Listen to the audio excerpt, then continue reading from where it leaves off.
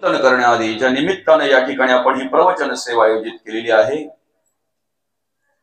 या उतने गावातील हे रोठे परिवार आणि या रोठे परिवाराचे दादा कैलासवासी रामदास बबन रोठे दादांना शनिवार दिनांक 25 जानेवारी 2025 रोजी देवाज्ञा झाली, त्यांचं दुःखद निधन झालं आणि त्यांच्या उत्तर कार्यांच्या निमित्तानं आपण या ठिकाणी प्रवचन सेवा आयोजित केलेली आहे। दादांच्या पाश्चात त्यांची 3 मुलं अर्थात रोहित दादा असेल, रोशनीताई असतील, रुचिताताई असतील, त्याचप्रमाणे दादांची धर्मपत्नी ताईसाहेब अर्थात रंजनाताई, दादांचे भाऊ संदीप दादा असतील, मिलिंद दादा असतील, बहिणी दीपालीताई, दुर्गाताई आणि महत्वाचं म्हणजे या सर्वांवर संस्कार करणारे, सर्वांना मार्गदर्शन करणारे, सर्वांचा सांभाळ करणारे आमच्या आई साहेब, दादांच्या आई चंद्रभागा आई साहेब, अर्थात हा संपूर्ण रोठे परिवार आणि खऱ्या अर्थाने कैलासवासी रामदास बबन रोठे दादा यांच्या जाण्यानं या रोठे परिवारावर, आप्तेष्टांवर, संपूर्ण ग्रामस्थ मंडळी, मित्र परिवार, आपल्या सर्वांवर एक मोठं दुःखाचं सावट पसरलेलं आहे। जाणं तर प्रत्येकाला आहे, मृत्यू प्रत्येकाला आहे, पण तो कसा असावा, कशा पद्धतीने असावा, ती वेळ येण्याच्या आधी माणसाने कशा प्रकारे सावध राहावं, अशा प्रकारची जाणीव, अशा प्रकारचं मार्गदर्शन आपल्याला वेळोवेळी संत करत असतात। अनेक वाङ्मयातून ते आपल्याला पाहायला मिळत आहे।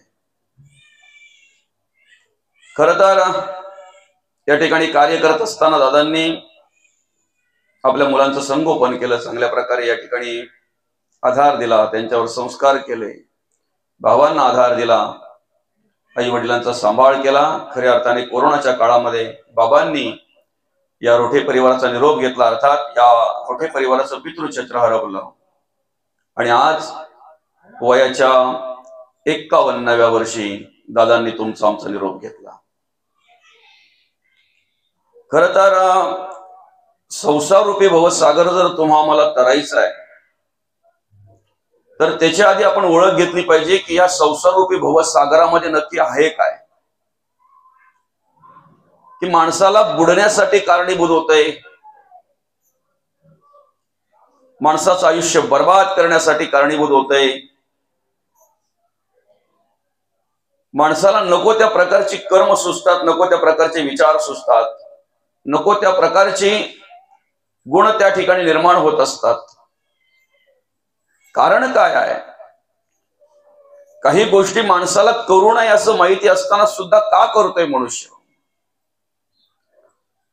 काही गोष्टी आपल्या आयुष्यामध्ये घडू नयेत असं माणसाला माहिती असून सुद्धा त्या का घडतात, त्याचा शोधबोध मनुष्य कधीच घेत नाही, याचा विचार मनुष्य कधीच करत नाही। आणि म्हणून तुम्हा आम्हाला जर हा भवसागर तरायचा आहे तर सर्वप्रथम या भवसागरामध्ये काय आहे याची जाणीव, याची ओळख आपण करून घेतली पाहिजे। संसार म्हणजेच संत म्हणतात दुःखाचं मूळ आहे। सुरुवातही दुःखाने होते आणि शेवटही दुःखाने होते, फक्त संसार संसार आणि संसारच करत बसलात तर तेवढा पुरताच जर स्वतःचा विचार केला, संकोचित वृत्तीने जर जगलात आणि तुमच्या मनामध्ये, तुमच्या अंतःकरणामध्ये फक्त स्वार्थ स्वार्थ आणि स्वार्थच जर भरलेला असेल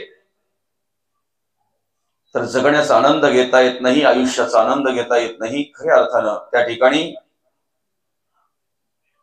ज्या पद्धतीने जन्माला आलेला असतो, त्या पद्धतीने जे प्राप्त होईल त्या पद्धतीने राहत असतो, जसं वागायचं तसं वागत असतो, जसं राहायचं तसं राहत असतो आणि एक दिवस आला निघून जायचा की निघून जात असतो।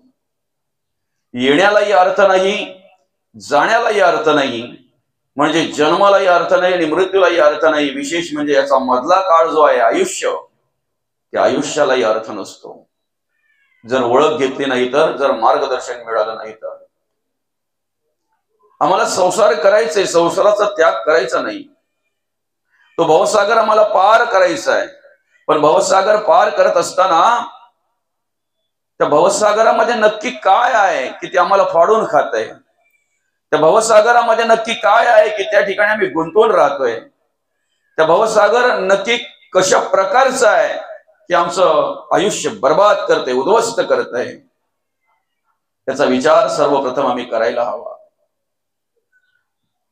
आम्हाला नदीतील जलचरे दिसतात, सागरामध्ये असलेली जलचरे दिसतात बरं का, पण ह्या संसाररूपी भवसागरामध्ये असलेली जलचरे दिसत नाहीत. त्यांची सहज आम्हाला ओळख होत नाही. ती सहज ओळख न झाल्यामुळे ते मार्गदर्शन आम्हाला हवं असतंय, ती ओळख घ्यावी लागते आम्हाला. खऱ्या अर्थानं जर पाहायला गेलं, संत म्हणतात एखाद्या वेळी जर तुम्हाला सागरातील एखाद्या जलचराने पकडलं तर तुम्ही हातपाय हलवून काहीतरी प्रयत्न करून त्या जलचराच्या तावडीतून सुटाल बरं का. एखाद्या वेळी नदीतील एखाद्या जलचराने जर तुम्हाला पकडलं तर तुम्ही प्रयत्न करून काही वेळाला त्या जलचराकडून सुटाल. काही ठिकाणी आपल्याला नदीमध्ये असे काही भोवरे पाहायला मिळतात बरं का, असे गोल गोल गोल गोल फिरतात बघा. त्या ठिकाणी तुम्ही जर एखादा प्लास्टिकचा तुकडा किंवा एखादा थर्मोकॉलचा तुकडा जर टाकलात, 10 दिवसाने जरी तुम्ही पाहायला गेला तरी तो तिथेच गोल गोल गोल गोल फिरत असतो बरं का, त्या भोवऱ्याच्या तिथेच. पण संत म्हणतात कदाचित तुम्ही जर प्रयत्न केला तर त्या भोवऱ्यातून सुटाल. पण संसार रूपी या भवसागरामध्ये एक एक जलचर अशी आहेत, एक एक भोवरे असे आहेत की हजारो वर्ष तपश्चर्या करणारे सुद्धा त्या भोवऱ्यात सापडले बरं का. ज्ञानी सुद्धा त्या भोवऱ्यामध्ये सापडलेले आहेत. माझी जलचरे अपार अपार जलचरे आहेत. त्याची ओळख करून देत असताना म्हटलेलं आहे, काम मगर मिठी सुटेना, तिरस्कार लागता तुटेना, मदमत्सर ओहटेना भुली पडली, वासना धामीन पडली गळा घालून वेंटाळे व मी गरळा, जिव्हा लाली वेळोवेळा भयानक भयानक परिस्थिती असते. एक वेळ जर आम्हाला त्या सागराच्या किंवा नदीच्या मगरीने जर पकडलं तर आम्ही हातपाय हलवून काहीतरी प्रयत्न करून सुटू शकतो दादा. पण कामरूपी मगर अशी आहे की भल्या भल्यांना तिने बर्बाद केलेला. एकदा तिच्या तावडीत मनुष्य सापडला ना, सुटेल याची काही गॅरंटी नसते, मोकळा होईल याची काही गॅरंटी नसते. काम मगर मिठी सुटेना, तिची मिठीच अशी असते की एकदा त्या मिठीमध्ये मनुष्य सापडला की तो सगळं विसरून जातो, बाकीचं सगळं विसरून जातो. त्याला फक्त तेवढंच दिसते, बस तेवढंच. एखादी धामीण असते बघा, एखादी आंधळ आपण म्हणतो तिला धामीण, चावत नाही ती बरं का. पण असं म्हणतात जनावर ज्या वेळेला चारा घेत असतात ना, त्यावेळेला त्या जनावरांच्या नाकामध्ये ती शेप टाकत असते. ज्या वेळेला ती धामीण जनावरांच्या नाकामध्ये शेप टाकते ना, त्यावेळेला त्याला बरं वाटत असते, सुख वाटत असते. पण जेव्हा ती शेप आतमध्ये गेल्यानंतर तिची ती खवला उभी करते त्या शेपीची, आणि जेव्हा सरकन अशी खेचते की नाही, त्यावेळेला रक्तस्राव होऊन काही वेळेला त्या प्राण्याचा प्राणही जात असतो.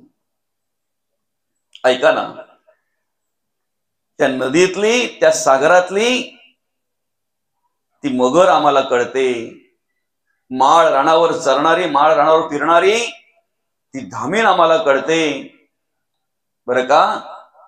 ते विषारी साप आम्हाला कळतात, ते विषारू विंचू आम्हाला आमच्या चामड्याच्या डोळ्याने दिसतात. पण आमच्याच अंतःकरणामध्ये असे काही जलचर आहेत, असे काही विषय आहेत, असे काही विकार आहेत की माणसाला स्वतःला बर्बाद करतात, उद्ध्वस्त करतात, पण त्याला कळत नाही.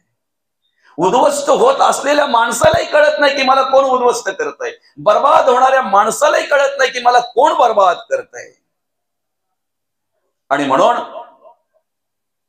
भगवंत म्हणतात, तेषामहं समृद्धता मृत्यू संसार सागरात भवामी नचिरात पार्थ मय्या वेशित चेतसाम. हा भवसागर दुस्तर आहे, तरुण जायला कठीण आहे, संसार रूपी भवसागर. पण जर तरुण जायचा असेल तर देवाला फक्त चित्त अर्पण करा. देवाला जर आम्ही चित्त अर्पण केलं तर आम्हाला त्या जलचरांची ओळख होते, आम्हाला ती धामीण कोण आहे, आम्हाला ती मगर कोण आहे, ती कशी येते, कशी माणसाला फाडून खाते, हे सगळं ज्ञान, ही सगळी माहिती, हे सगळं मार्गदर्शन जगद्गुरु तुकोबांनी गाथेमध्ये दिलेलं आहे, माऊली ज्ञानोबांनी ज्ञानेश्वरीमध्ये दिलेले आहे, प्रत्येक संतांनी आपल्या वाङ्मयामध्ये त्याची सगळी ओळख दिलेली आहे, सगळी ओळख दिलेली आहे. फक्त आम्ही काय केलं पाहिजे, त्यांची ओळख घेऊन त्यांना बाजूला करता आली पाहिजे. प्रत्येक गोष्ट जी ह्या सृष्टीवर भगवंतांनी निर्माण केले ना, ती कुठल्या ना कुठल्या जीवाच्या हितकारकच आहे, बरं का माऊली. आता वनस्पती जर म्हणाल, तुम्ही आयुर्वेदाचा जर अभ्यास केला तर एकही वनस्पती अशी नाही आहे की ती औषधी नाही, बरं का. फार आपल्या शेता बांधावर असणाऱ्या सुद्धा फक्त आपल्याला माहिती नसते.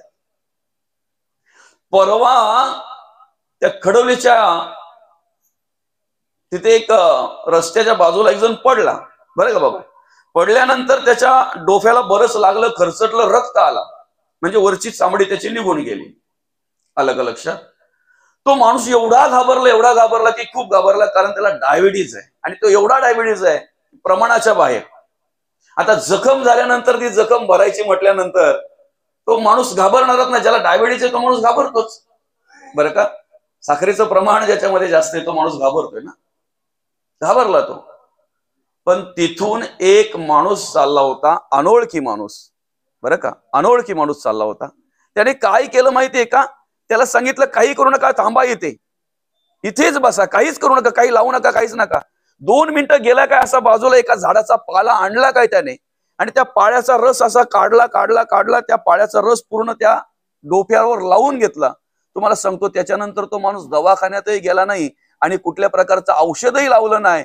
ती जागीच जखम बरी झाली. 7-8 दिवसानंतर ती जखम, जसं पाळा लावला ना, तो जसा रस लावला ना, तशी ती जखम अशी पार काळी काळी काळी काळी पडत गेली पूर्ण, आणि पूर्ण सुकून बरीच झाली ती जखम. म्हणजे आपल्याच अवतीभोवती अशा काही वनस्पती आहेत की त्या उपयोगी आहेत. आपल्याच अवतीभोवती असणारे असे काही जीव आहेत, असे काही सजीव आहेत, असं काही आहे की ते सगळं आपल्या उपयोगाचं आहे, सगळं आपल्या उपयोगाचं आहे, बरं का. फक्त त्याचा उपयोग, त्याचा वापर कसा करायचा हे ज्ञान आम्हाला नसल्यामुळे काय होतंय, काही वेळेला मग प्रमाण चुकलं की ज्याचा उपाय आहे, बरं का, त्याचा मग काय होतो, अपाय होतो. माऊली बरोबर आहे की नाही? अर्थात भगवंताने आपल्याला जे जे काही दिले ते सगळं आपल्या हिताचं आहे, हिताचं आहे ना, बरं का. आता डोळे दिले, डोळ्याने संपूर्ण सृष्टी पाहायची, पण काय पाहायचं हे आपल्या हातात आहे ना. आपण जर देवाला बघितलं हे हिताचं आहे, आपण जर प्रत्येक ठिकाणी देवाचं दर्शन घेतलं तर हिताचं आहे, पण नको ते जर बघत बसलो, नको ते जर पाहत बसलो तर मग ते अनहिताचं आहे ना. मग डोळे खराब आहे का दृष्टी खराब आहे? डोळे खराब आहेत का दृष्टी खराब आहे? दृष्टी खराब आहे. डोळ्याला दोष देऊन काय फायदा आहे? कान भगवंतांनी दिले, आपल्याला चांगलं ऐकण्यासाठी दिलंय ना. भगवंताचं ऐका ना, देवाचं ऐका ना. पण तुम्हाला नुसती निंदा, नालिष्टी, द्वेष, मत्सर हेच जर आवडत असेल तर सांगा ना, तुमच्या कानाचा काय दोष आहे? ऐकणाऱ्याचा दोष आहे ना, तुमच्या आवडीचा दोष आहे की नाही? प्रत्येक इंद्रिय जे भगवंताने दिलंय ना, ते आम्हाला चांगल्यासाठीच दिलेलं आहे. तसं प्रत्येक विषय जो दिलाय तो चांगल्यासाठीच दिलेला आहे, बरोबर का? बरोबर आहे ना? प्रत्येक विषय जो आहे तो चांगल्यासाठीच दिले ना. काम, क्रोध, लोभ, मद, मत्सर, दंभ, संशय, चिंता, असूया, अधोया, भावना, कल्पना, इष्णा, वासना, आशा, ममता, तृष्णा, फक्त त्यांचा वापर कुठे करायचा आणि कसा करायचा ना, हे आम्हाला कळत नाही. पाणी आलेलं आहे, बरं का, एखाद्या ग्लासमध्ये आम्हाला पाणी दिलेलं आहे, त्यात कचरा तर नाही ना, एवढा संशय असावा. समजतंय ना? कचरा तर नाही ना, तेवढं बघितलं पाहिजे ना माणसाने. पण त्या पाण्यात काही टाकून तर दिलं नाही ना, हा संशय नसावा, बरं का, हा संशय नसावा. बऱ्याच गोष्टी आहेत त्या. चिंता माणसाने संसाराची करण्यापेक्षा चिंतन करून, चिंताच जर करायची असेल तर कधीतरी याची करावी ना का, 2 वेळचं देवाचं पूजन माझ्याकडून का होत नाही? सकाळ संध्याकाळ देवाचं नामस्मरण माझ्याकडून का होत नाही? देवाचं नामस्मरण माझ्याकडून का घडत नाही? मी देवाचं कार्य करण्यासाठी का कमी पडतो? बरं का. विशेष म्हणजे चिंता करण्यापेक्षा चिंतन करा, भगवंताच्या कृपेने आपला उद्धार झाल्याशिवाय राहणार नाही. प्रत्येक गोष्ट आहे, प्रत्येक गोष्ट आहे. काम आहे म्हणून उत्पत्ती आहे, वंशाला दिवा आहे. लोभ आहे कुठेतरी आपल्या अंतःकरणामध्ये, म्हणून प्रवचन झाल्यानंतर आपण घरी जाणार आहे. लोभ आहे ना. मग तो घराचा असेल, मुलाबालांचा असेल, संसाराचा असेल, कुठेतरी थोडाफार लोभ आहे म्हणून आपण घरी जाणार आहेत ना. लोभ जर तगदीच त्या गोष्टीचा लोभ नसला तर जाईल तो घरी? तगदीच जर नसला तर जाईल का? बरं का, कधीतरी स्वतःवर रागवता आलं पाहिजे. ज्या वेळेला आपली साधना योग्य व्यवस्थित होत नाही त्यावेळेला त्या क्रोधाचा वापर त्या ठिकाणी करता आला पाहिजे. स्वतःवर रागवता आलं पाहिजे. मी स्मरणिका घेतल्यानंतरच मला संसार आडवा का येतो हे स्वतःला विचारता आलं पाहिजे. मी स्मरणिका घेतल्यानंतरच मला या सगळ्या वाईट साईट गोष्टी का आठवतायत, जे आठवू नये तेच माझ्या मनात का येत आहे, हे आमच्या अंतःकरणामध्ये आम्हाला विचारता आलं पाहिजे. त्यासाठी रागाचा वापर करा ना, त्यासाठी क्रोधाचा वापर करा ना. तुम्ही नाही आलं पाहिजे अशा प्रकारचा विचार तुम्ही करा ना. प्रत्येक गोष्ट भगवंताने जी आम्हाला दिलेली आहे ना ती चांगल्यासाठीच दिलेली आहे, चांगल्यासाठीच दिलेली आहे. कुठलीच गोष्ट वाईटासाठी नाहीये. फक्त तिचा वापर कसा करावा ना हे आम्हाला कळलं पाहिजे. पूर्वी अशा हे बालाची घरं आहेत की ना, अशा बालांच्यावर लिहिलेलं असायचं, म्हणी लिहिलेलं असायचं. त्यापैकी एक म्हण, बऱ्याच असतात त्या म्हणी, पण एक म्हण सांगतो तुम्हाला मी वाचलेली, अति तेथे माती. बरोबर आहे? अति काम त्या राम चित्ती वसेना, अति लोभ त्या क्षोभ होईल जाना, अति विषयी सर्वदा दैन्यवाना. विषयांचं जाऊ द्यावं, वासनेचं जाऊ द्यावं, नुसतं माणूस प्रमाणापेक्षा जास्त जेवला ना, आवडीचं असल्यानंतर लगेच त्याला झोप येते. झोप म्हणजेच नशा आहे. काय नशा आहे? लगेच लगेच झोप येणं. जेवला काय अगदी पोट भरेपर्यंत, पार गळ्यापर्यंत येईपर्यंत जेवला ना की लगेच बोलतो आज खूप सुस्ती करते, खूप जेवलो म्हणून. सुस्ती नाही, त्याला नशा म्हणतात. अति झालं ना, प्रमाण चुकलं की मग हिताचं नाही अनहिताचं होत आहे.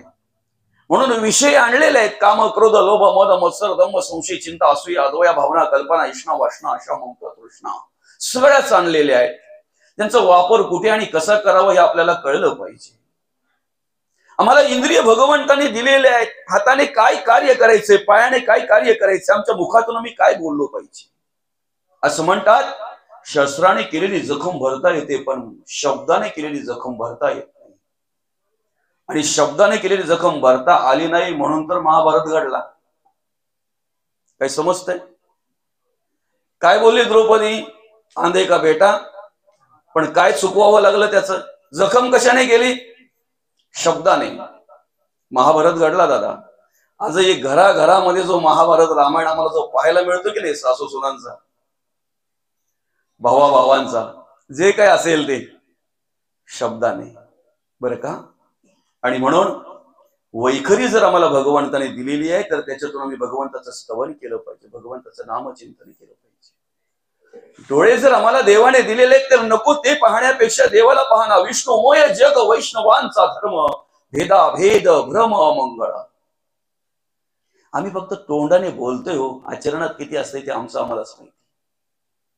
आम्ही प्रत्येक वेळेला तो श्लोक बोलत असतो, ज्या ज्या स्थळी हे मन जाय माझे त्या त्या स्थळी मी लोक ठेवितो मस्तक ज्या ठिकाणी तेथे तुझे शिबरू पाय दोन्ही. बोलतोय ना आम्ही. पण नेमकं काय होतंय माहितीये का? श्लोक बोलून झालं, जर काय मी बाजूला झालो ना तिथून की लगेचच एखाद्या रोडच्या बाजूला बसलेल्या कुत्र्याच्या पेकडात एखादी दगड आणतो आणि तो ओरडत गेला की मग आम्हाला आनंद वाटतोय. सांगा ना, आम्ही बोलतोय तसं वागतोय? बोलतो तसं वागतोय का आम्ही?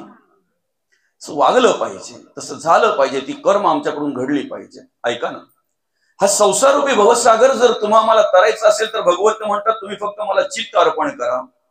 पण पहिली आम्हाला ओळख घ्यायची आहे की संसारूपी भवसागरामध्ये एक एक जलचर कसा आहे. काम मगर मिठी सुटे ना, वासना धामीन पडली गळा. एक एक मगर मिठी अशी आहे, एक एक धामीन अशी आहे, एक एक जलचर असा आहे. एक वेळ त्या भोवऱ्यात तुम्ही जर सापडलात तर कदाचित मुक्त व्हाल.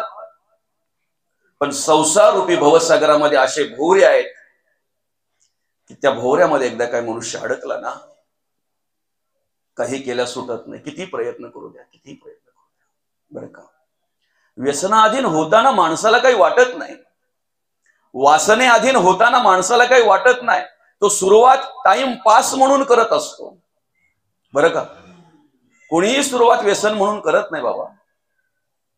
वासना ज्या वेळेला माणसाच्या अंतःकरणामध्ये येते ना, त्यावेळेला बर्बाद होईन, उद्ध्वस्त होईन, माझी मुलं बालं रस्त्यावर येतील, माझ्या घराचं स्मशान होईल, याचा विचार त्याच्या मनामध्ये येत नाही ना.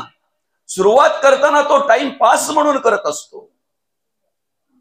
पण ज्या वेळेला तो विषय तिथे घर करतो, त्या भोवऱ्यामध्ये ज्या वेळेला तो अडकतोय, शेवटी अवस्था शेवटी की आपण जे करतोय ते त्याला माहिती आहे वाईट करतोय. आपण जे व्यसन करतोय ते चुकीचं आहे, आपण जे वागतोय जगतोय ते चुकीचं आहे, ते कळतंय त्याला, पण तरी सुद्धा सुटत नाही. ऐका ना, परवा तिकडे कसाऱ्याकडे कार्यक्रम होता आणि खडवली स्टेशनला मी बसलो. तिथे बसलेलो असतानाच एक बाकावर माझ्या बाजूला एक जण येऊन बसला. आता जो पोशाख आहे त्याच पोशाखामध्ये होतो. आपण माणसापेक्षा पोशाखाला नमस्कार करत असतो, बरं का माऊली. ज्या वेळेला मी पॅन्ट शर्ट घालून त्याच रस्त्यामध्ये दुकानात जात असतो ना खडवलेला, त्यावेळेला कमी लोक नमस्कार करतात. पण ह्या पोशाखामध्ये जात असताना महाराज, मग मी समजतोय मला नाही, पोशाखाला नमस्कार आहे, आपल्या ड्रेस वेशाला नमस्कार आहे. मी म्हणेन अंगावरच्या कपड्यांना नमस्कार करण्यापेक्षा विचारांना नमस्कार करा, बरं का. विचारांना नमस्कार करा, आणि विचारांना नमस्कार होईल असे विचार आपल्याकडे असू द्यात. बाजूला येऊन तो माणूस बसला. दादा, खूप पिलेला होता रे, खूप पिलेला होता.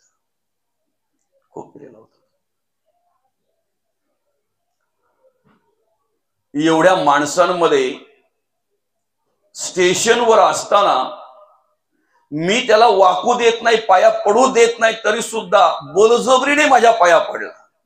का वाकू देत नव्हतो? बाबा एवढा पिलेला आहे, पडेल बिडेल, किंवा मोठा आहे माझ्यापेक्षा, नको आहे एवढा, कशाला हे अवडंबर पाहिजे एवढ्या सगळ्या स्टेशनला आणि सगळी लोक बघतायत, मी कोण मोठा महाराज आहे का?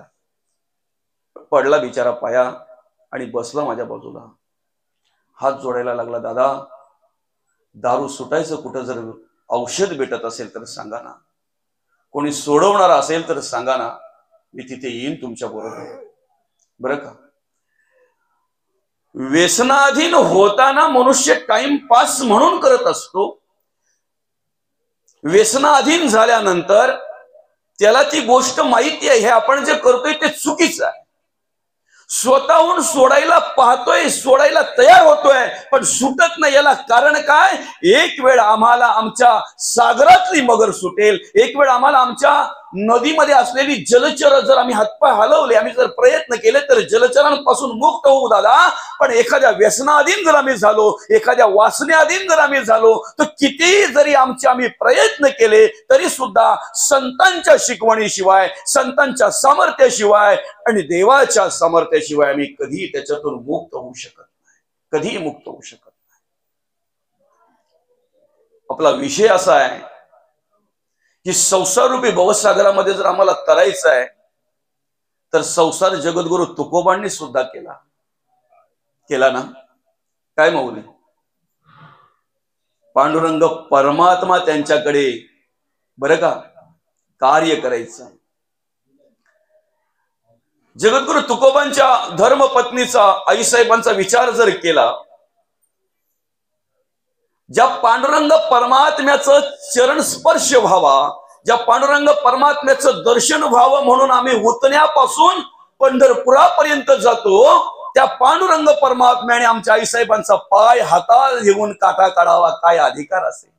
पाय हातात घेऊन काटा काढावा, काय अधिकार असेल? काय अधिकार असेल? फक्त विचार केला पाहिजे. माऊली ज्ञानोबा तर म्हणतात, अवघाचे संसार सुखाचा करीन आनंदे भरीन तिन्ही लोक, बरं का.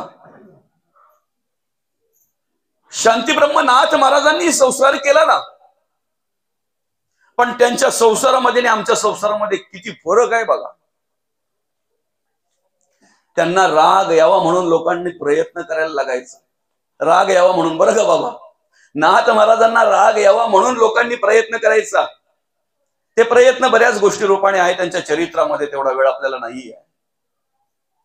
पण आमच्यात आणि त्यांच्यात फरक काय माहितीये का? त्यांना राग यावा म्हणून लोकांना प्रयत्न करायला लागायचा, आणि आम्हाला आलेला राग शांत व्हावा म्हणून आमच्या घरातल्यांना प्रयत्न करावा लागतो. दादा पाया पडतो रे, ग बसा. सांगावं लागतंय. हा त्यांच्यात आणि आमच्यात फरक आहे. संसार नामदेव महाराजांनीही केला, पण तुम्ही आम्ही आदर्श घ्यावा असा संतांनी संसार केला. संत शिरोमणी गोरोबा काकांच्या घरी पांडुरंग परमात्म्याने कुंभार होऊन यावं, माझ्या माऊलीने रुक्मिणी मातेनी कुंभारीण म्हणून यावं, आणि गरुडाने गाढव व्हावं आणि माती व्हावी. काय अधिकार असेल संतांचा? अधिकार काय आहे बघा ना. श्रीखंड म्हणून पाणी भरावं नाथ महाराजांच्या घरी भगवंताने. अरे ज्या देवाचं दर्शन घडावं म्हणून आम्ही प्रयत्न करतोय, ज्या देवाचं दर्शन व्हावं म्हणून आम्ही अट्टहास करतोय, नामचिंतन करतोय, परमार्थ भक्ती करतोय, देवाचं कार्य करतोय, देवपूजा करतोय, सांगा ना त्या देवाने संतांच्या घरी येऊन काम करावं. काय अधिकार असेल त्यांचा? काय अधिकार असेल? तो अधिकार जर आम्हाला प्राप्त करून घ्यायचा असेल ना, तर भगवंत म्हणतात काही करू नका दादा, तुम्ही तुपाचा दिवा लावा, नाही तर नका लावू. ऐकताय ना? तुमच्या परिस्थितीप्रमाणे लावा ना. घरात जो तेल वापरताय त्याचा लावा. अलग लक्ष. तुम्ही सुगंधी अगरबत्ती देवाला ओवाळा वा नका ओवाळू, जी असेल ती ओवाळा, जी असेल ती दाखवा. तुमच्या परिस्थितीप्रमाणे देवाला मोदक द्या, नाही का? तुमच्या परिस्थितीप्रमाणे देवाला फळं द्या, हार अर्पण करा तुमच्या परिस्थितीप्रमाणे. पण हे सगळं करत असताना तुमचं चित्त देवाच्या चरणी अर्पण करा ना. तुम्ही किती वेळ नामस्मरण करता यापेक्षा त्या सगळ्या वेळामध्ये तुमचं चित्त कुठे आहे याला महत्व आहे. माऊली म्हणतात चित्त नाही नामी तरी ते व्यर्थ. तुम्ही किती वेळ ग्रंथ वाचन करता यापेक्षा एकाग्र चित्ताने तन मन धनाने तुम्ही किती वाचताय, ते वाचल्यानंतर तुम्हाला किती आत्मबोध होतो, हे महत्वाचं आहे. आणि म्हणून आम्हाला प्रवचना श्रवणाची काय गरज आहे, आम्हाला कीर्तन श्रवणाची काय गरज आहे? ऐका ना, संसार करून जर आमचा उद्धार करून आम्हाला जर घ्यायचा असेल ना, तर आम्हाला प्रवचन श्रवण केलंच पाहिजे. आमची मुलं बाळ सांभाळून, आमचं घरदार सांभाळून, आमची शेतीवाडी सांभाळून एक आदर्शयुक्त जीवन जर आम्हाला जगायचं असेल बरं का, तर आम्हाला प्रवचन श्रवण केलंच पाहिजे, आम्हाला कीर्तन श्रवण केलीच पाहिजे. कारण का माहिती आहे का? ऋणानुबंधाच्या गाठी आहेत. ज्याचे ऋण आपल्यावर आहेत तेच आपल्याला प्राप्त झालेले आहेत, ज्यांच्यावर आपले ऋण आहेत तेच आपल्याला प्राप्त झालेले आहेत. कुठल्याही घरी आपण जन्माला आलेलो नाहीत, कुठल्याही कुटुंबामध्ये आपण जन्माला आलेलो नाहीत, कुठल्याही समाजामध्ये, कुठल्याही धर्मामध्ये आणि कुठल्याही देशामध्ये आपण जन्माला आलेलो नाहीत. ज्या आई वडिलांचे ऋण आपल्यावर आहेत त्याच आई वडिलांच्या पोटी आपण जन्म घेतलेला आहे. ऋण फेडणं आमचं कर्तव्य आहे. ज्या मुलाबालांचं ऋण आमच्यावर आहे, ज्या मुलाबालांवर आमचं ऋण आहे, त्यांनीच आमच्या पोटी जन्म घेतलेला आहे. जिच्यावर ऋण आमचे आहेत किंवा जिचे ऋण आमच्यावर आहेत तीच बाई आम्हाला प्राप्त झालेली आहे. ज्या घराचे, ज्या कुटुंबाचे, ज्या समाजाचे, त्या देवाचे, देशाचे आणि धर्माचे ऋण आमच्यावर आहेत त्याच ठिकाणी आमचा जन्म झालेला आहे. मुक्त होण्याचा मार्ग जर नरदेह आहे, हा मनुष्य देह आहे. 83,99,999 योनीतून मोकळा होण्याचा मार्ग जर हा नरदेह आहे, तर आम्ही काय केलं पाहिजे याची जाणीव ठेवून आम्ही या ठिकाणी वागलो पाहिजे, जगलो पाहिजे. आम्ही कसं जगावं, आम्ही कसं वागावं याचं अचूक ज्ञान आम्हाला प्राप्त व्हावं म्हणून संतांच्या वाङ्मयाची गरज आहे, म्हणून प्रवचनाची गरज आहे, म्हणून कीर्तनाची गरज आहे. संसारामध्ये मनुष्य रममाण झाला ना की एवढा रममाण होतो की त्याला काही वेळेला सगळ्याचाच विसर पडतो. आणि त्यात जर पैसा अडका असेल ना बाबा, घरचा जर सगळा व्यवस्थित असेल ना, तर त्याला देवाची आठवणही करून द्यावी लागते. काही वेळेला देवाची आठवण करून द्यावी लागते. हो, सणाच्या दिवशी जर देवा लावायची आठवण येत नसेल तर त्यांनी ओळख ठेवली पाहिजे ना, की आनंदाच्या दिवशी जर मला देवाचा विस्मरण होत असेल, विसर होत असेल, तर निश्चित मी काय करतोय याची जाणीव आम्ही ठेवायला पाहिजे. काय करतोय याची जाणीव आम्ही ठेवायला पाहिजे. आम्हाला प्रवचनाची काय गरज आहे बरं, श्रवणाची? तुम्हाला माहिती आहे का? मुंगूस आणि साप यांची झुंज कधी बघितली तुम्ही? मुंगसाची आणि सापाची झुंज होते बरं का.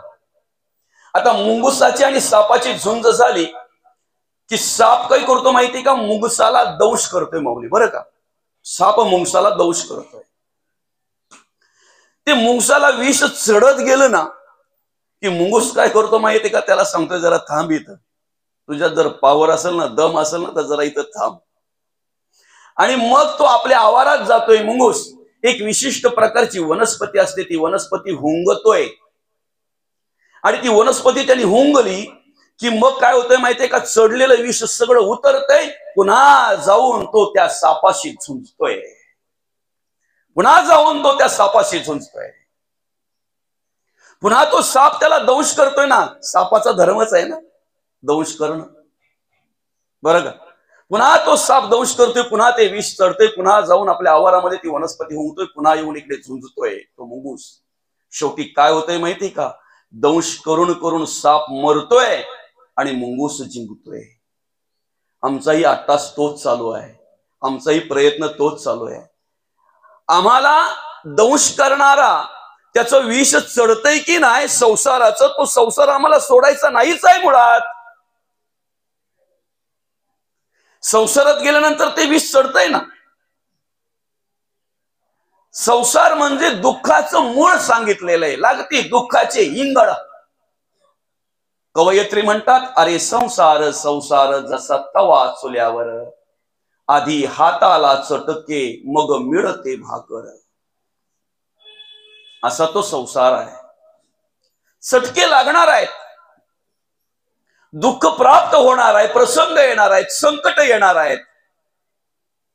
पण हे चढलेलं विष उतरावं म्हणून प्रवचन श्रवण रूपी ही वनस्पती ही हुंगली पाहिजे. काय होतंय आम्हाला ज्या वेळेला आम्ही संसारात कार्य करता करता हतबल होतो की नाही, ऐका, आम्हाला संसारामध्ये कार्य करता ज्या वेळेला कार्य करता करता ज्या वेळेला आम्ही नर्वसता प्राप्त होते, आम्ही हतबल होतो, त्यावेळेला पुन्हा एकदा तेवढ्याच स्फूर्तीने तेवढ्याच एकदा सामर्थ्याने आम्हाला परमार्थ घडावा, अध्यात्म घडावा, देवाचं नामचिंतन घडावं, यासाठी प्रेरणा हवी असते, स्फूर्ती हवी असते. आणि म्हणून मग ते संसाराचं विष उतरण्यासाठी आम्ही ही श्रवण रूपी वनस्पती हुंगली पाहिजे. बघा, जेव्हा आम्ही श्रवण करतोय की नाही, परत परत माणसाने श्रवण करावं. कीर्तन असू द्या, प्रवचन असू द्या, ग्रंथ वाचन असू द्या, जावं बसावं, कथा होती तेथे जावे, दुरी दिना असा एक सारखे बसावे. आम्हाला काहीच येत नाही असं बसायचंय, अहंकार घेऊन बसायचं नाही. अहंकार घेऊन जर तुम्ही बसाल ना तर तुम्हाला काहीच भेटणार नाही, काही घेता येणार नाही. अहंकार सांडा, नम्रतेने बसा आणि असं बसा की आम्हाला काही येत नाही, कळावं म्हणून आम्ही बसलोय, आम्हाला यावं म्हणून बसलोय, आम्हाला शिकायचंय म्हणून बसलोय, असं बसा तुम्ही, बरं का. तेथील सकळ हरद्र घ्यावे अंतर्यामी. आणि मग एकदा काय ते श्रवण केलं ना की पुन्हा एकदा स्फूर्ती निर्माण होते, पुन्हा एकदा प्रेरणा निर्माण होते, जगण्याची आशा निर्माण होते, जगण्याचा मार्ग कळतोय, बरं का. ज्या वेळेला आम्ही संसार त्या सापाशी झुंजत असतो की नाही, त्यावेळेला दादा वेगवेगळ्या प्रकारचं विष आपल्यावर चढतंय, बरं का. पण लोक काय करतात माहितीये का? प्रसंग आला, संकट आलं की मग शेवटचा पर्याय शोधतात. शेवटचा पर्याय, क्षणिक सुखासाठी आपल्या कुणी होतो नीतीभ्रष्ट, कुणी त्यागी जीवन आपुले दुःख जगी करण्या नष्ट. आत्महत्या. तुमच्यावर कोणताही प्रसंग येऊ द्या, तुमच्यावर कोणतंही संकट येऊ द्या, आत्महत्या हा त्याच्यावरचा पर्याय नाहीच. उलट अर्थी तुम्ही अनेकांना संकटात टाकता. आपलं जीवन संपवून आपण अनेकांना संकटात टाकतोय ना. जी मुलं बाळ आपल्या आधारावर आहेत, जी बाई आपल्या आधारावर आहे, जी आई वडील आपल्या आधारावर आहेत, जो समाज, जे कुटुंब आपल्या आधारावर आहे, कधीतरी असा वाईट विचार आमच्या अंतःकरणामध्ये आल्यानंतर आम्हाला ही मंडळी का आठवत नाही बरं? एवढा विष चढतोय का त्या संसाराचा, त्या सापाचा? का आठवत नाही आम्हाला? आणि म्हणून पुन्हा एकदा कितीही संकट येऊ द्या, कितीही प्रसंग येऊ द्या, ती बाजूला सारून पुन्हा एकदा जगण्याचा मार्ग मिळावा. परमार्थ भक्ती आमच्याकडून देवाचं नामस्मरण मोठ्या सामर्थ्याने घडावं, यासाठी आम्हाला प्रवचन श्रवणाची गरज आहे. ही वनस्पती हुंगायची गरज आहे. एकदा ही वनस्पती हुंगली ना की पुन्हा एकदा माणसाच्या अंतःकरणामध्ये एक वेगळ्या प्रकारची स्फूर्ती, एक वेगळ्या प्रकारचं स्फुरण निर्माण होत आहे. धर्म कार्य करत असताना दादा, ज्या वेळेला मी कार्यक्रम करतो, श्रवण करतोय, त्यावेळेला एक स्फूर्ती असते, ती वेगळ्या प्रकारची असते. जगण्याच्या आशा पल्लवित होत असतात. खूप खूप जगावं असं वाटतंय बरं का. तर ज्या वेळेला कार्यक्रम संपल्यानंतर आम्ही पुन्हा एकदा त्या संसार रूपी सापाशी झुंजायला जातोय की नाही, त्यावेळेला प्रत्येकाची परिस्थिती तीच आहे ना. प्रत्येकाची परिस्थिती, किती मोठा महाराज असू द्या, तो किती मोठा महाराज असू द्या, संसार करायचं म्हटल्यानंतर प्रपंच करायचं, मुलाबाळांचं संगोपन करायचं, अन्न वस्त्र निवारा या तिन्ही गरजा पूर्ण करायच्या म्हटल्यानंतर सगळ्या गोष्टी आल्याच ना त्याला, सगळ्या गोष्टी. पण या सगळ्या गोष्टी करत असताना तुम्ही देवाला विसरू नका, संतांना विसरू नका, संतांचं मार्गदर्शन विसरू नका. आणि म्हणून या संसार रूपी भवसागरामध्ये जर आपल्याला करायचंय तर सगळ्यात महत्वाचं, चित्त देवाच्या चरणी अर्पण करा. 12व्या अध्यायातील या 7व्या श्लोकामध्ये भगवंत म्हणतात, तेषा मोहम समृद्धरता मृत्यू संसार सागरात भवामी नचिरात पार्थ मैया विशित चेतसाम. तुम्हाला या जन्म मृत्यूच्या राडगाड्यातून सोडवतोय ना भगवंत म्हणतात, तुम्हाला या संसार रूपी भवसागरामध्ये तारतोय ना, सहज तारतोय, फक्त मला चित्त अर्पण करा, चित्त अर्पण करा. देवाच्या चरणी चित्त अर्पण केल्यानंतर काय होतंय माहितीये का, मनुष्य सगळा भार देवावर टाकतोय आणि कसं जगतोय, ठेविले अनंते तैसीची राहावे. काही प्राप्त होत्या ना, सुख असू द्या, दुःख असू द्या, कुठलीही अवस्था जरी त्याला प्राप्त झाली तरी तो काय बोलतो माहितीये का, जैसी स्थिती आहे तैशा परी राहे, कवतुक तूप आहे संचिताचे. तो ना शेजाऱ्यांना दोष देत, ना घरातल्यांना दोष देत, ना गावातल्यांना दोष देत, ना मित्रांना ना नातेवाईकांना कोणालाही दोष देत नाही. तो संचिताचं कौतुक पाहत असतोय, संचिताचं कौतुक पाहत असतोय. आपलं संचित म्हणून तो सगळं काही स्वीकारत असतोय, सगळं काही स्वीकारत असतोय. जीवनाचा जर आनंद घ्यायचा असेल ना, आयुष्याचा आनंद जर घ्यायचा असेल ना दादा, तर सगळ्यात पहिली गोष्ट म्हणजे आयुष्यात कुठल्याही प्रकारचं व्यसन करू नका, कुठल्याही प्रकारचं, बरं का. आता माझ्यापेक्षा खूप मोठे आहात तुम्ही, मी सांगणं म्हणजे चुकीचंच आहे, पण एक अधिकार आहे या गादीवर बसल्यानंतर, नाही का, बरं का. आज परिस्थिती बाबा अशी आहे ना की वडिलोपार्जित सगळं चालत आलंय. वडिलोपार्जित ना माऊली. आजोबा नातूला सांगतात ओटीवर बसून, बाळा अरे ही विडी पेटून आण रे. तो नातू किचन मध्ये जातो, स्वयंपाक रूम मध्ये जातोय, विडी पेटवितोय. मधल्या पडद्यात आल्यावरती विडी विझायला येते, सुटका मारतोय, कारण त्याला माहितीये विडी विझायला आल्यानंतर आजोबा काय करतात, निरीक्षण केलेलं असते ना. तुम्हाला वाटत असेल पण तुमची पोरं खूप निरीक्षक आहेत या गोष्टीमध्ये, बरं का. निरीक्षण करतोय आणि धूर काढायला ओटीवर आजोबाच्या समोर येतोय, तेव्हा आजोबा होते काय, काय केलं म्हणे, काही नाही केलं, विझायला आली होती तिला परत पेटवण्याचा प्रयत्न केला. असे सुटके मारून मारून कधी सवय लागते ती त्याचं त्यालाही कळत. आजा गेला, पणजा गेला, बाप मसली गेला, देखत देखत नातू पण तोही तैसाच का झाला, आमचा गाडाच दुसऱ्या बांधावरून जात नाही ना. बरोबर आहे की नाही बाबा. तिथूनच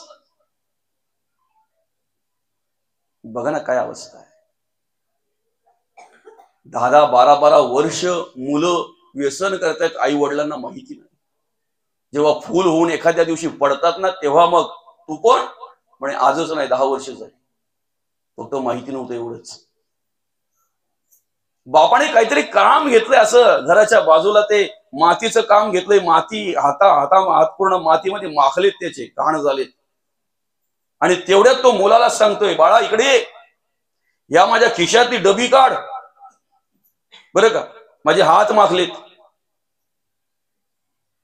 बाळा बोलतो, तुमच्या डबीत एवढं काय ठेवलंय, तुम्हाला वाटतंय माझ्याकडे नाहीये, फक्त फरक एवढा आहे तुमच्याकडे डबी आहे, माझ्याकडे पुढे आहेत. मळून अशी देतोय ना तो बापाला, तो बाप बोलतोय साला 20 वर्षापासून मी खातोय, एवढी चांगली कधी मळली नव्हती, ठाकली टोकली नव्हती. तो बोलतो मी पण आजपासूनच नाही काम करत काही, फक्त आज तुम्ही सांगितलं म्हणून तुम्हाला कळलं. तुमच्या गावात बाराखडी यावी, क ख ग घ मुळाक्षरांची ओळख व्हावी, यासाठी शाळा आहे. चांगलं कसं वागावं, चांगलं कसं जगावं यासाठी शिकवावं लागतंय. पण गावात कुठे एखादा क्लास घेतला जातो, मुलांनो या तुम्हाला तंबाखू कशी खायची ती शिकवतो, किती तंबाखू घ्यायची, किती चुना घ्यायचा, त्याला मळायचं कसं, कुठल्या हातावर घ्यायची, कुठल्या हाताने मळायची, परत ठोकायची किती वेळा आणि कुठल्या गाळात टाकायची, शिकवलं जात आहे का? शिकवलं जात आहे. पहिल्या स्टार्टला कशी प्यायची, किती किती भरायचा, त्यात पाणी किती घ्यायचा, शिकवलं जात आहे. विडी ओढताना ती कुठपर्यंत येईपर्यंत ओढावी, सिगरेट ओढताना तो कुठपर्यंत येईपर्यंत ओढावा, शिकवलं जात आहे. वाईट कर्म शिकवली जात नाहीत, ती आपोआप माणसाकडे येतात. जसा संघ असेल त्याप्रमाणे त्याच्याकडे ती कर्म दिसतात. पण सांगू का, अर्थात संत म्हणतात तुमचा मुलगा व्यसनाधीन व्हावा म्हणून तुम्हाला सत्यनारायण घालायची गरज नाही. तुमचा मुलगा व्यसनाधीन व्हावा म्हणून देवाला नवस करायची गरज नाही. पण व्यसनाधीन झालेला मुलगा निर्व्यसनी व्हावा, त्या व्यसनापासून मुक्त व्हावा म्हणून तुम्ही सत्यनारायण घालताय, म्हणून तुम्ही देवाला नवस करताय, म्हणून तुम्ही देवाला प्रार्थना करताय. बरं का, हे संसार रूपी भवसागरामध्ये आम्हाला उद्ध्वस्त करणारे हे सगळे आहेत ना. अतिरेक झाला ना, अति तेथे माती. अतिरेक झाला की शेवटी ती परिस्थिती होते. आणि तुम्हाला सांगू का, तुम्ही किती जरी पापाचं रूपांतर पुण्यात करण्याचा प्रयत्न केला तरी पाप ते पापच असते, त्याचं रूपांतर पुण्यात कधीच होत नाही. कोळसा किती वेळ घासला म्हणजेच पांढरा होईल, किती वेळ घासला म्हणजे पांढरा होईल? नाही ना, नाही ना. ऐका ना, तुमच्या घरात जर मारका बैल असेल, सगळ्यांनाच मारतोय, मालका सकट सगळ्यांनाच, ठेवाल का तुम्ही? गोट्यात ठेवाल? मारका बैल गोट्यात ठेवाल तुम्ही? त्याच दिवशी, ज्या दिवशी तुमच्या शिंग लागेल त्याच दिवशी तुम्ही गिराईक पाहून त्याला विकून टाकाल. मारका बैल आम्ही आमच्या घरात ठेवत नाही. कधीतरी तुमच्या घरामध्ये विषारी साप आला तर काय ठेवाल तुम्ही? कधीतरी तुमच्या घरामध्ये एक चांगला सुंदर असा मस्त की मोठा टपोरा विंचू आला तर तुम्ही बोलाल चांगला आहे, मस्त आहे, दिसायला सुंदर आहे, जरा हात फिरवून बघू दे? नाही ना. ते पण सगळं जाऊ द्या, चला माझ्या खिशाला पेन आहे, या पेनाची शाई जर लिकेज झाली आणि त्याच्याने जर माझा शर्ट हा खिसा जर खराब झाला तर तो पेन मी मला समजल्यानंतर किती वेळ माझ्या खिशाला ठेवावा? किती वेळ? ज्या वेळेला कळेल ना त्याच वेळेला मी फेकून देईन. नुसतं फेकून नाही देणार, रागाने, द्वेषाने, तिरस्काराने फेकून देईन. का? माझा शर्ट त्याने खराब केला. अरे मग कपडे खराब करणाऱ्या वस्तू जर तुम्ही तुमच्या घरात ठेवत नाहीत, जी वस्तू तुम्हाला त्रासदायक आहे ती तुम्ही तुमच्या घराजवळ येऊ देत नाहीत, तुमच्या घरात तुम्ही ठेवत नाहीत, मग तुमचं आयुष्य बर्बाद करणारे विचार तुम्ही का जवळ करताय? आमचं जीवन बर्बाद करणारे विचार, कर्म आम्ही का करतोय आम्हाला कळत नाही का? आम्ही करतोय ते सत्य आहे की असत्य आहे, चांगलं आहे की वाईट आहे आम्हाला कळत नाही. आमच्याच घरामध्ये आम्हाला जर समाधानाने राहायचं आहे, सुखाने जर राहायचं आहे, तर दादा सगळी सूत्र भगवंताने आमच्या जवळ दिलेली आहे, आमच्या जवळच दिली, त्यासाठी आम्ही आमच्या जवळच शोधलं पाहिजे.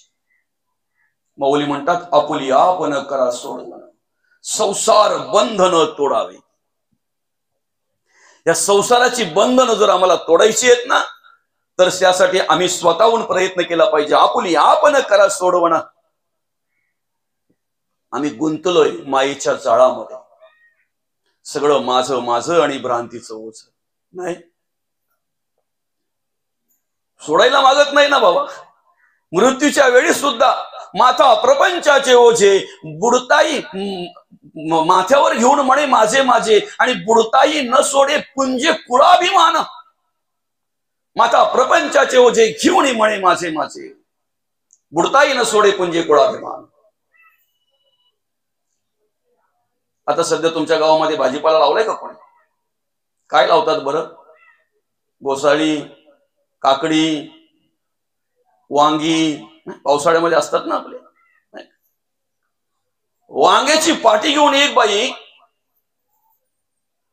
उतण्यातून निघाली, रिक्षामध्ये बसली. स्टेशनला जायचं होतं तिला, ट्रेन पकडायची होती आणि ट्रेन पकडून कल्याणच्या मार्केटमध्ये जायचं होतं. आता रिक्षात बसल्यानंतर तिने बघितलं 4-5 जण रिक्षात आहेत. तर रिक्षा एवढी आपल्या भाषेत सांगायचं म्हणजे पार अगदी जीवावर घालून चाललेली आहे, बरं का. स्टेशनला गेल्यावर बघितलं तर तिला वेगळंच दृश्य दिसलं. एवढी माणसं का स्टेशन दिसत नाही, नुसती माणसंच. मग तिथे उभ्या राहिल्या ती बाई विचार करते, 4च माणसं होती तर रिक्षा कशी तरी इथपर्यंत आली नाही. एवढी माणसं एकाच गाडीत जाणार आहेत, ती गाडीचा जीव तरी कुठं असेल. आणि महिला काय विचार करतील सांगू शकत नाही ना, है की नाही. आली गाडी, तिला सांगितलं मावशी महिलांच्या डब्यात बसा. महिलांच्या डब्यात बसायला गेली मावशी. कशी तरी चढली पाटी घेऊन, बरं का. पण पाटी डोक्यावरच, पाटी डोक्यावर. शेजारच्या महिला म्हणतायत, काकू अगं पाटी खाली ठेव ना, गाडीमध्ये बसलीस तू, तुझ्या डोक्याला कशाला ओझा पाहिजे. त्यावेळेला ती काकू काय बोलते माहितीये का, एवढी माणसं घेऊन ही गाडी चालली, एवढ्या माणसांचा ओझा ती गाडी वाहते, माझ्या पाठीचा ओझा तिला नको म्हणून मी डोक्यावर घेऊन राहिले. म्हणजे तिला हेही कळत नाही की पाठी सकट मला घेऊन गाडी चालली, पण तिला असं वाटतंय की माझ्या डोक्यावर ओझा आहे म्हटल्यानंतर गाडीला ओझा नाही. काकू भ्रम आहे तुझा. आम्ही संसार करत असताना सगळा ओझा आमच्यावर घेतो ना. गाडी खालून चाललेला कुत्रा, त्याला काय वाटतंय, मी गाडी ओढतोय.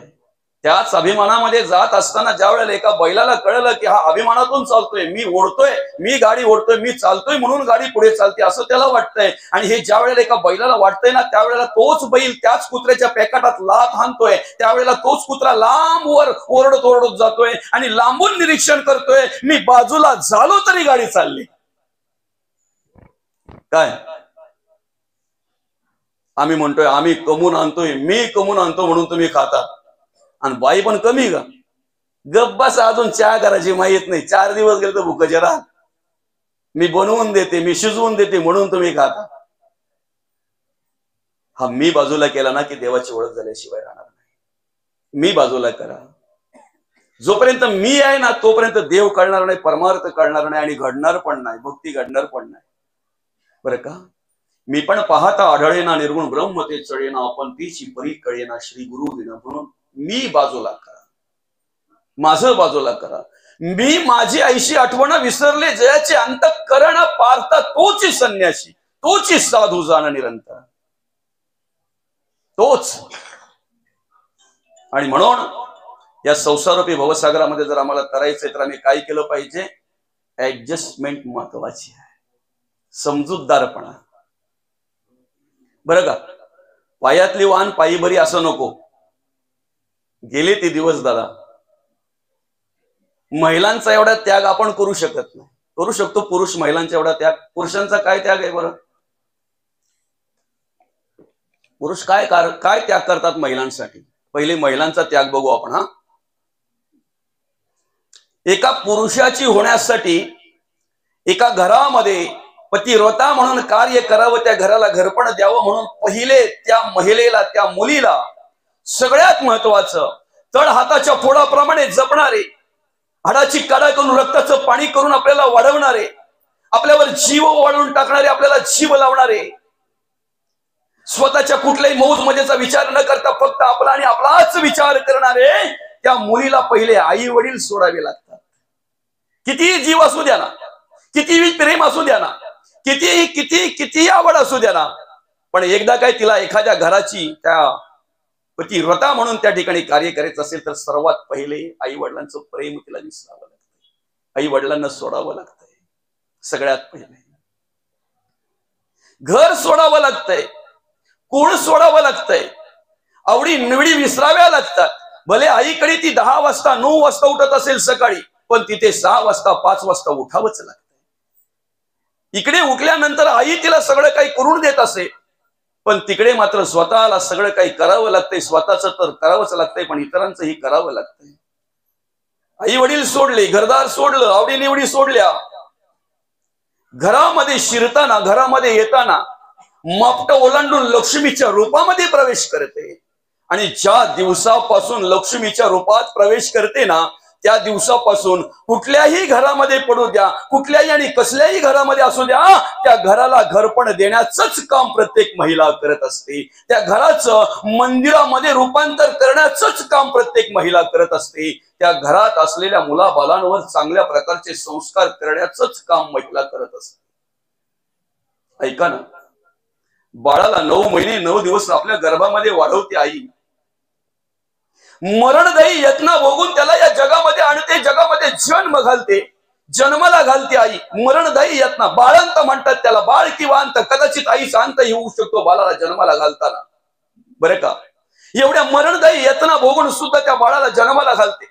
लहानपणापासून मोठा होईपर्यंत, बरं का, ती आई त्या बाळाला सांभाळते. रक्ताचं दूध करते, त्याला पाजते. आईच्या गर्भात असताना आपण स्वतः श्वास घ्यावा आणि नालेच्या वाटून अर्धा श्वास त्या बाळाला द्यावा. आपण अन्न खावं आणि काही अन्नाचा रस त्या नाळेच्या वाटून बाळाला द्यावं. आपल्या शरीराची काळजी कमी, पण बाळाची काळजी जास्त करते. खरं तर आपल्या आनंदात आनंद नाही, पण बाळाच्या आनंदात आनंद मानत असते. पुढचं ऐका ना, स्वतःला जर ताप आला तर स्वतःच्या तापाकडे लक्ष देत नाही, पण बाळाला जर ताप आला तर अधिक करून बाळाची काळजी करते. स्वतः कदाचित स्वतःच औषध घ्यायचं विसरते, पण बाळाला मात्र त्या ताप निघण्यासाठी औषध द्यायला विसरत नाही आई. त्याला मोठं करते, त्याला सांभाळते, रक्ताचं दूध करून पाजते त्याला. पण सांगा ना, एवढं सगळं करून सुद्धा मुलगा मोठा झाल्यावर मुलाला नाव कोणाचं दिलं जातंय?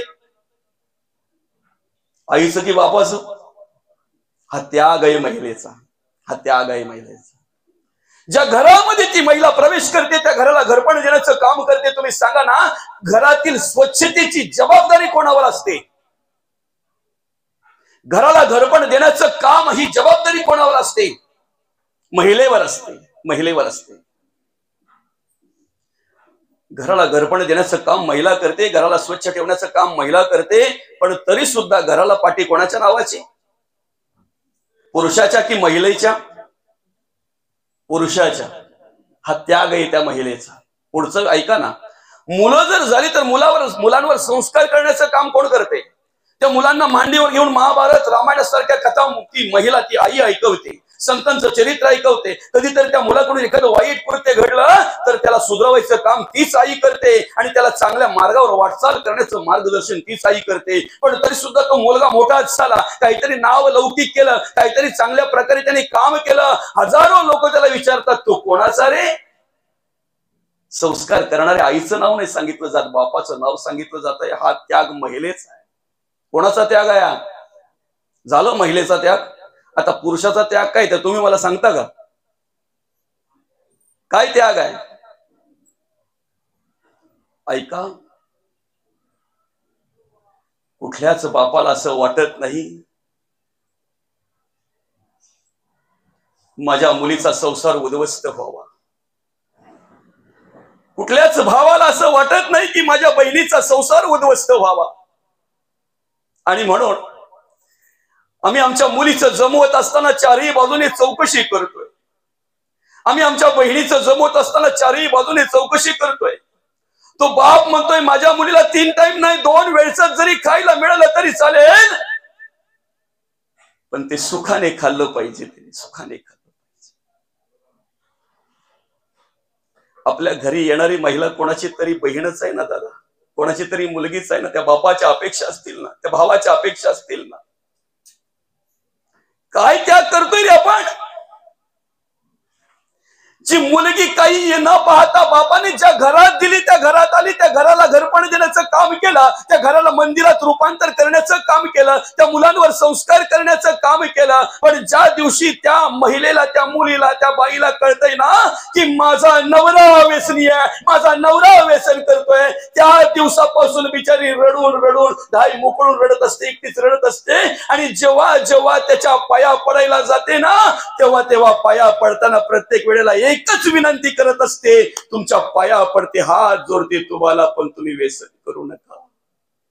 आपला संसार उत्तम व्हावा, आपल्या मुलाबालांनी चांगल्या प्रकारे जगावं, चांगल्या प्रकारे वागावं, आपल्या घराला घरपण जर द्यायचं असेल, आपल्याला स्वतःला, आपल्याला दोघांना एकमेकांना जर शेवटचा आधार म्हणून जगायचं असेल ना, तर तुमच्या परत परत पाया पडते, व्यसन करू नका. अरे विचार करा ना, 20-25 वर्षापासून ती बाई बिचारी एकच विनंती करत असताना जर एक व्यसनाचा त्याग आपण करू शकत नाही, काय त्याग करताय रे तुम्ही, काय त्याग आपल्याकडून घडतोय सांगा. पण तरी सुद्धा ती बाई धर्माचं कार्य आणि धर्माची संस्कृती म्हणून त्या घराला घरपण देण्याचं काम शेवटपर्यंत करतेच ना.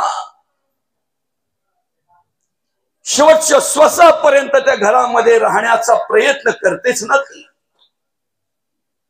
त्या मुलांना सांभाळ करण्याचा प्रयत्न करतेच ना. ही आमची हिंदुस्थानची संस्कृती आणि या संस्कृतीचा आम्हाला स्वाभिमान आहे. स्वाभिमान आहे या संस्कृतीचा आम्हाला. घरामध्ये आम्हाला जर खऱ्या अर्थाने आमच्याच संसारामध्ये जर आम्हाला चांगल्या प्रकारे जगायचं आहे, चांगल्या प्रकारे वागायचं आहे, चांगल्या प्रकारे जर कार्य करायचं आहे, तर एक विचार केला पाहिजे, आम्ही एकमेकाला समजून घेणं गरजेचं आहे. संसारामध्ये